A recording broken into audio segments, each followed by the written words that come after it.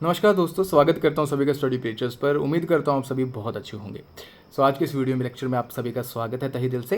And उम्मीद करता हूं कि आपका जो इंडिपेंडेंस डे सेलिब्रेशन बहुत बहुत अच्छा गया होगा। आप सभी को भी मेरी तरफ से बिलेटेड हैप्पी इंडिपेंडेंस डे। तो देखो, इसमें आर्टिकल आया था, आई थिंक इंडिया टुडे का आर्टिकल था ये, ठीक है। तो उसमें ये बात करी गई थी कि किस तरीके से इंडिया ने, जब हम आज़ाद हुए थे 15 अगस्त 1947 को, 1947 को, तब से लेके अब तक 2025 तक इंडिया ने किस तरीके से छलांग लगाई है और कैसे ग्रोथ पकड़ी है, किस तरीके से हमने अपनी इकोनॉमी को एक उस जगह से उठाया है जहां से हमारे ऊपर किसी बाहरी ताकत का, बाहरी लोगों का कब्जा था, लूटपाट हुई इस देश में, हम एक कॉलोनी की तरह थे। वहां से लेके आज वर्ल्ड की 4th लार्जेस्ट इकोनॉमी तक का सफ़र जो हमने तय करा है, तो क्या कुछ हमने उसमें ऑब्स्टेकल्स फेस करे, क्या कुछ चेंजेस उसमें लेके आए हम अपने कार्य प्रणाली में कि हम आज इस लेवल पे पहुंचे हैं, किस तरीके से हमने रीशेप करा अपनी डेस्टिनी को। तो इस वीडियो में यही सब बातें होने वाली हैं। बहुत इंटरेस्टिंग वीडियो होना, एंड तक पक्का देखना, ठीक है। आप लोगों के एग्जाम पर्सपेक्टिव से भी बहुत ज़्यादा इंपॉर्टेंट है, ठीक है दोस्तों। देखो, आप सभी को पता है कि हम क्या थे, हम ब्रिटिशर्स की क्या थे, कॉलोनी थे। From broken colony to economic giant, how India rewrote its destiny. Very nice article. हाँ, इंडिया टुडे का आर्टिकल था, बहुत ज़बरदस्त आर्टिकल है, इसको पढ़ना एक बार। लेकिन मैं आपको इसी में समझा दूंगा तो पढ़ने की ज़रूरत आपको पड़ेगी नहीं, हार्डली 5-7 मिनट दो और आपको पूरा मुद्दा क्लियर हो जाएगा। देखो, बड़ी सोचने वाली बात है यार। एक टाइम था यहाँ पे अंग्रेज हुआ करते थे, इतनी लूटपाट हुई, इतना यहाँ पे उन्होंने हम लोगों को लूटा भाई। यहाँ से रॉ मटेरियल्स को लेके गए, वो यहाँ से रॉ मटेरियल एक्सपोर्ट करा उन्होंने अपने देश में, वहाँ पे इंडस्ट्रियलाइजेशन को बढ़ावा दिया। फिर वही उसी चीज़ों को यहाँ के बेचते रहे, हमें और ज़्यादा लूटा, हमारे यहाँ रिसोर्सेज को लूटा, हमारे यहाँ पे सोना चांदी जो भी चीज़ उनको दिखी सब उन्होंने लूटा। लेकिन उसके बावजूद भी दोस्तों, आज हम बात करें तो आज हमने उनसे आगे हैं, ठीक है। हम वर्ल्ड की 4th लार्जेस्ट इकोनॉमी के रूप में आए हैं और ऐसा कहना है 2028 तक हम शायद 3rd लार्जेस्ट इकोनॉमी भी बन जाएंगे। हम तीसरी लार्जेस्ट इकोनॉमी, अर्थव्यवस्था बनने का दम रखेंगे 2028 तक। क्या कुछ है इसमें? The departing British Empire left behind a hollow shell, 75% of the population trapped in subsistence farming. What is this subsistence farming? यानी कि लगभग 75% वो ही फार्मर थे, वो उतना ही उगा पा रहे थे, यानी कि उनका जो प्रोडक्शन था, जो कल्टीवेशन था, वो उतना ही था कि जिससे उनका ही खुद का गुजारा हो पाता था। यानी कि हम ये तो सोच ही नहीं सकते थे कि हम यहाँ से क्रॉप्स को उगा के कभी एक्सपोर्ट भी कर पाएंगे। इतनी हालात थी, 75% of the population. And in addition to that literacy at dismal 17%, 17% के आसपास हमारी लिटरेसी रेट थी तब जब अंग्रेज यहाँ से गए थे। पर कैपिटा इनकम की बात करें, 240 रुपये पर कैपिटा इनकम थी तब। आप सोच सकते हो इस बात को।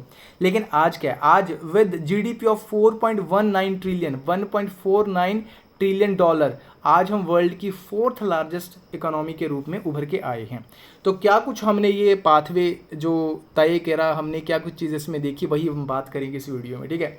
1947 में क्या था कि India was a nation on life support. बिल्कुल यार, departing British empire left a whole of 75% population trapped, 17% literacy rate, 240 per capita income, ठीक है। रेलवे जो यहाँ पे अंग्रेजों ने बनाए थे वो सिर्फ और सिर्फ लोगों को सर्व करने के बजाय वो पोर्ट्स को सर्व करते थे। समझ आ रही है बात? ये क्या मतलब कहने का? पोर्ट्स को सर्व करना मतलब रेलवे लाइन जो क्या होती थी उनकी, जो ये फैक्ट्री है ना कोई, दिस इज ये अगर कोई फैक्ट्री है उनकी, यहाँ से रेलवे लाइन डायरेक्टली जाके कहाँ जाती थी भाई? उनका जो सी पोर्ट होता था जहाँ से वो सामान को या तो लेके आते थे, यहाँ से लेके जाते थे, तो उसके लिए ज़्यादा इस्तेमाल होता था एज़ कम्पेयर टू लोगों की सुविधा के लिए, ठीक है। और इंडिपेंडेंस के बाद हुआ क्या कि पॉलिटिकल फ्रीडम भी, ऑब्वियस सी बात, हम इकोनॉमिकली आज़ाद हुए, लेकिन अपनी एग्जिस्टेंस को बचाए रखने के लिए बहुत सारा क्राइसिस हमें जो है वो झेलना पड़ा। ये आसानी से फ्रीडम नहीं मिलती है, और जब फ्रीडम मिली उसके बाद उस चीज़ को बचा के रखना, उसको ग्रोथ पे लेके आना, वो एक अलग चैलेंज थे हमारे पास। इस आर्टिकल में बात हुई जवाहरलाल नेहरू जी की। उनका जो विजन जो था was bold, very bold. A self reliant India powered by state led industrialisation. देखो, आपको पता है कि धीरे धीरे करके हमने क्या करा, हमें पता था कि हमारा एग्रीकल्चर है सबसे ज़्यादा, एग्रीकल्चर से हम चीज़ें क्या कर सकते हैं, ठीक कर सकते हैं। तो एग्रीकल्चर से फिर जो हमारा सफ़र था ना इंडस्ट्रियलाइजेशन का, एग्रीकल्चर से इंडस्ट्रियलाइजेशन का जो हमारा सफ़र तय करा, उसमें जो 5 ईयर प्लान थे, 5 ईयर प्लान्स, उन्होंने बहुत बड़ा रोल जो है वो प्ले करा है अपना। ठीक है, तो ये बहुत ही बड़ी और अच्छा वेलकमिंग स्टेप था उस टाइम का इंडिया का। 5 year plans became blueprint for development. Heavy industry पे हमने फोकस करा, इरिगेशन प्रोजेक्ट्स पे फोकस करा, पावर जनरेशन के ऊपर फोकस करा। फिर उसके बाद हम 1960 के आसपास क्या लेके आ गए, 1960 के आसपास हम लेके आ गए green revolution. Green revolution, MS Swaminathan, आप सभी को पता होगा। ठीक है, उससे हमने क्या करा, जो फूड की जो सिक्योरिटी को उसको हमने मीट करा। ठीक है, फूड सिक्योरिटी को हमने इंक्रीज करा।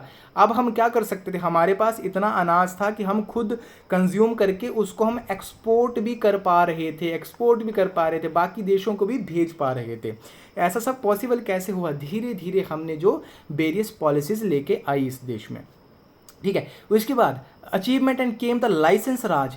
लाइसेंस राज, जहाँ एक सिस्टम इन्होंने बात करी है लाइसेंस राज सिस्टम की। दोस्तों ये हमारी हिस्ट्री का बड़ा इंपॉर्टेंट एक आप कह सकते हो कि किस्सा है। आपने वो मूवी देखी है गुरु मूवी, अभिषेक बच्चन स्टारर गुरु मूवी, जिसमें कि उनका नाम होता है गुरुकांत देसाई।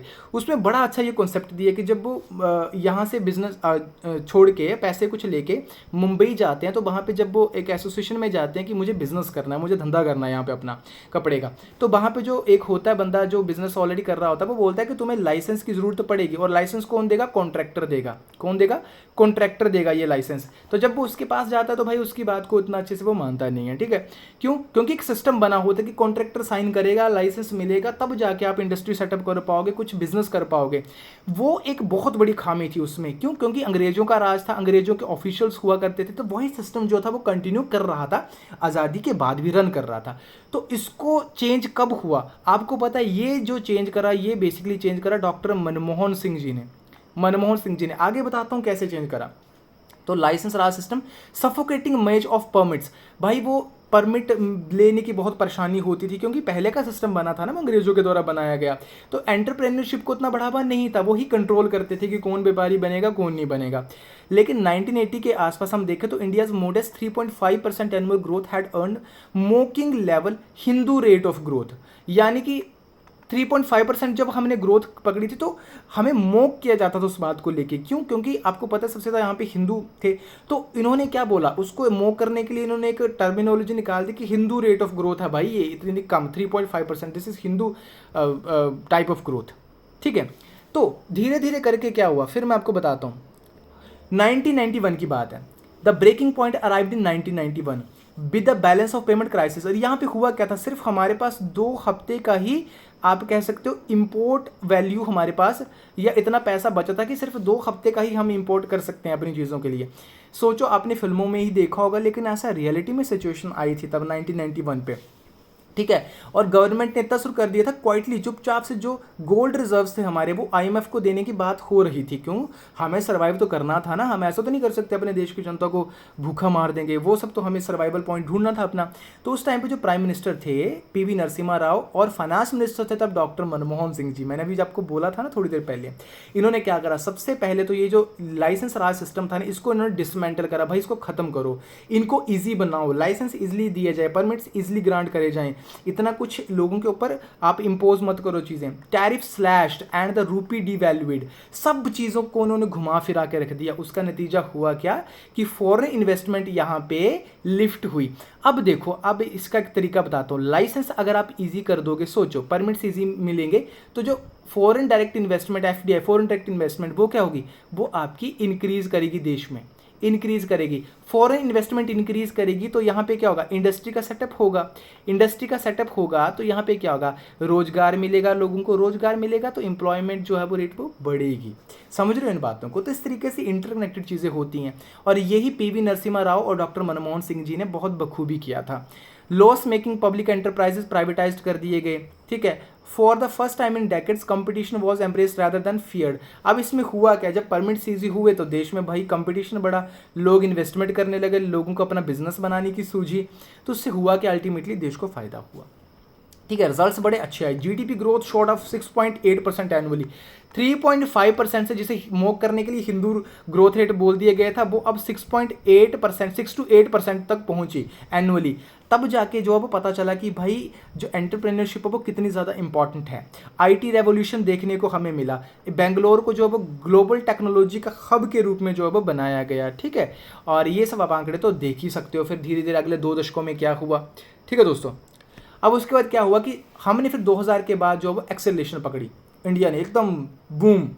2003 से 2008 की बात करो, India achieved nearly China level of growth. उस टाइम पे चाइना के बराबर ग्रोथ पकड़ रहा था 2003 से 2000 अगर मैं 8 की बात करूं तो। लेकिन होता क्या है कि आपको पता है कि 2008 में ग्लोबल फाइनेंशियल क्राइसिस आए थे, ठीक है, आप सभी जानते हो ये बात को। और इतना मैं आपको बता सकता हूँ कि पूरा देश इससे इम्पैक्ट पूरा वर्ल्ड इससे इम्पैक्ट हुआ था, लेकिन इंडिया एक ऐसा कंट्री था जिसने बड़े अच्छे तरीके से डील किया था उस ग्लोबल क्राइसिस के टाइम पे भी।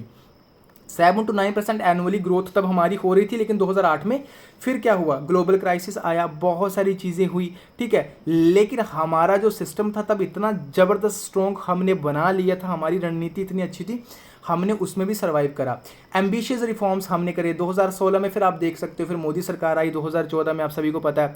फिर 2016 में डीमोनेटाइजेशन हुआ, ब्लैक मनी को हमने कर्व करा। 2017 में गुड्स एंड सर्विसेज टैक्स लेके आए। तो हमारा जो एकदम बहुत बिखराव देखने को मिल रहा था ना, क्लटर देखने को मिल रहा था एक सेक्टर में, टैक्सेशन के सेक्टर में, उसको क्या करा हमने, उसको मर्ज करा, उसको हमने एक सीध के रूप में लेके आए जिसका नाम हमने बोल दिया भाई जीएसटी है, ठीक है। वो सब करा। फिर कोविड-19 आ गया, आपको पता है। फिर कोविड-19 का टाइम आया, फिर से पूरी वर्ल्ड की अर्थव्यवस्था जो थी वो एकदम से हिल गई। लेकिन उसके बाद भी हमने क्या करा, हमने अपने जीडीपी को संभाला। उसके बाद भी हमने बाउंस बैक किया, कम बैक किया बड़े अच्छे तरीके से, और हमने डिजिटल इकोनॉमी को बढ़ावा दिया। आप सभी को पता है डिजिटल इकोनॉमी में तो भाई इंडिया अभी वर्ल्ड में सबसे आगे है। हमारा यूपीआई जो सिस्टम है, पेमेंट सिस्टम है, वर्ल्ड का सबसे बेटर एडवांस सिस्टम है। और बाकी के जो बड़े बड़े डेवलप्ड नेशन है वो भी इंडिया की तरफ देखते हैं when it comes to the digital economy. तो ये सब सफ़र हमने तय करा।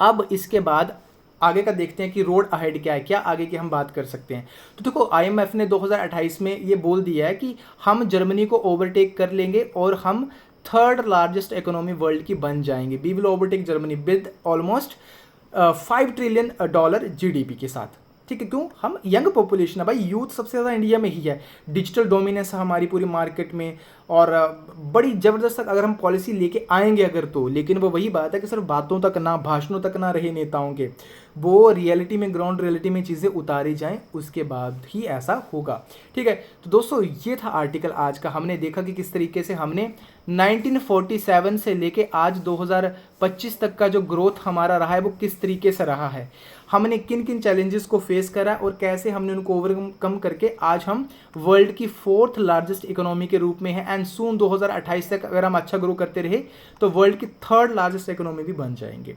आई होप आपको ये वीडियो अच्छा लगा होगा। अगर वीडियो अच्छा लगा तो आप चैनल को सब्सक्राइब कर सकते हो दोस्तों, सपोर्ट के लिए।